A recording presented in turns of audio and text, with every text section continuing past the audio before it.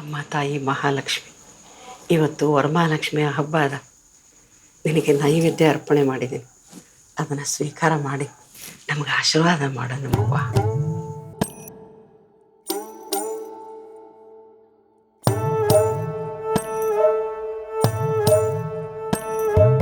ಕಾಸಿನಗಲ ಕುಂಕುಮದಕ್ಕೆ ನಾಸಿಕಕ ಮುತ್ತಿನ ನತ್ತಿಟ್ಟಕ್ಕೆ ಕೈ ಬಳಿ ಘಲ್ಲೆನಿಸಿ ಕಾಲ್ಗೆಜ್ಜೆ ಝಲ್ಲೆನಿಸಿ ತೌರಿನ ಕಣದಾಗ ಕೂತಾಕಿ ಯಾರಿಗೆ ತಾಯಿ